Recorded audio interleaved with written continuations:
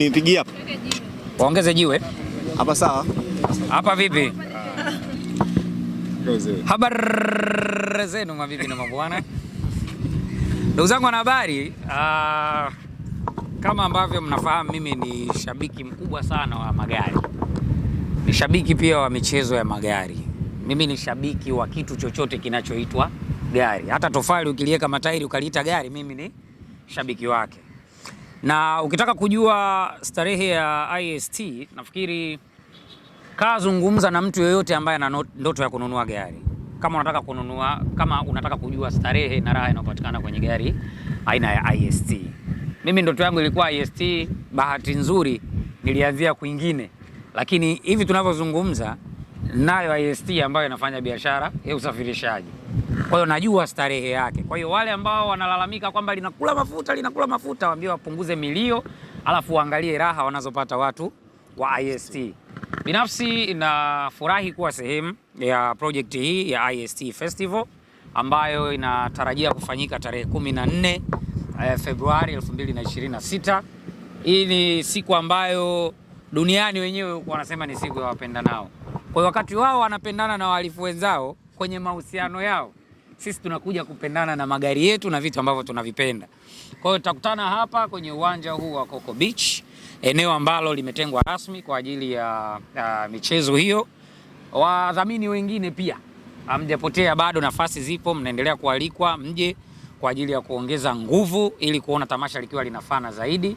Starehe ambayo nategemea kuiona mimi binafsi, kwa sababu kuna mpira, tutakuwa na bolu, hasa upande wa kina mama nitakuwa referee. Siku hizi unajua sichezi mpira, nimeacha kucheza. Yaani ukiniona nagusagusa ni uongo na kweli.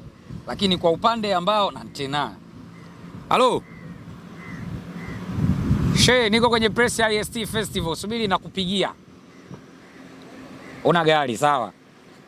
Umeelewa sijui? Kwa namna ambavyo vitu vinaenda, nataka kuwa referee wa moja wapo ya mechi. Upande wa kina mama ili niimarishe ulinzi pia. Lakini kikubwa ni kwamba kuna events nyingi ambazo zitafanyika. Tutapiga nyama choma hapa. Tutakuja kuangalia michezo ya magari ambayo itafanyika. Kuna gari aina ya AST ambazo ukiziona utabisha, na thamani yake inazidi IST ambayo inazungumzwa. Umenielewa? Kwa namna ambavyo watu wamezitengeneza kuonyesha kwamba wana mahaba kiasi gani na magari yao, tutakuja kuziona hapa. Lakini kubwa zaidi ambalo watu wengi hawalijui, mikutano kama hii ya magari, mikutano mbalimbali ambayo tunakutana nayo, especially ambao tunaozungumza, una watu wengi sana ambao watakuja. Haujui kwenye hicho kikao, kwenye hayo makutano utakutana na nani, kwa minajili gani, ili iweje. Kuna mazungumzo ya kibiashara yanaweza kufanyika, zinatengenezwa connections mpya. Kuna hawa ambao wameambiwa na auto medali kwamba ukiagiza IST unaagiziwa hiyo gari bure. Na sisitiza kwa sababu mimi mwenyewe nishai kuagiza magari, najua. Lipa CIF ndo gharama ya gari kutoka nje. Lipa kodi ya hapa. Hizo gharama zingine ndogo ndogo acheni wadhamini ambao wamefanyaje? Wameingia. Kwa hiyo kushiriki kwenye event kama hii kuna faida nyingi kwa mtu ambaye ana ndoto ya kumiliki gari. Kuna faida nyingi kwa mfanyabiashara wa biashara za usafirishaji ambao tumeona gari hizi kitumika sana. Anaweza kuwa anazitumia na akazipata. Lakini kama haitoshi, kuna connections nyingi ambazo tutakuja kukutana nazo hapa kwenye kuadhimisha siku hii kubwa ya IST Festival. Kwa hiyo mwambie rafiki kwamba tutakutana hapa. Mzalendo, baba, una gari? Baba, afu nilikuwa nataka. Ngoja kwanza, una gari? Nayo, tena sio gari, na IST ya maajabu. Sisi ngapi hiyo ya kwako? 1200 lakini ni ya milioni 50. Niona kuna mtu alinunua gari ya milioni 55 akalalamika. Sasa njoo ujionee gari IST ya shilingi milioni 50. Niliwaambia watu wanazitune gari, wanazicustom.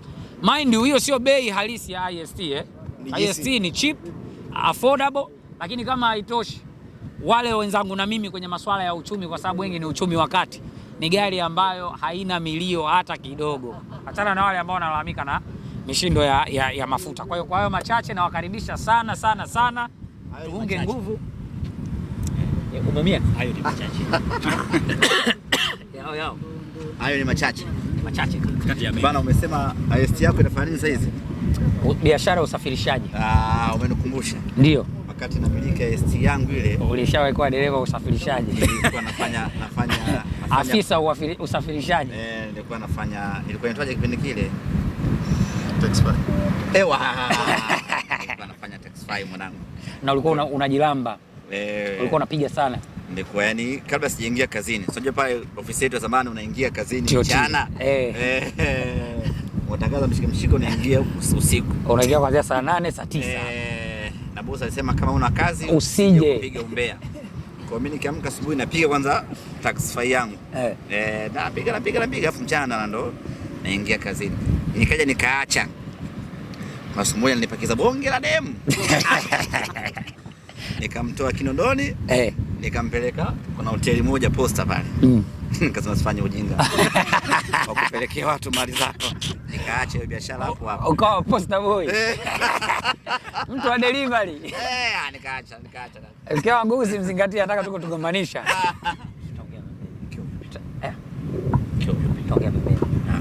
Anataka kutugombanisha tu.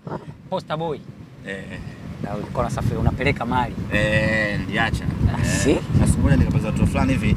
Niliwatu wa Kigongo pale nikawapeleka Cyprus kule. Wakishua wakawa na alijana mambo ya tajiri. Kizungu kingi. Wakanitia hasira. Ujanywa Bluefen. Hasira.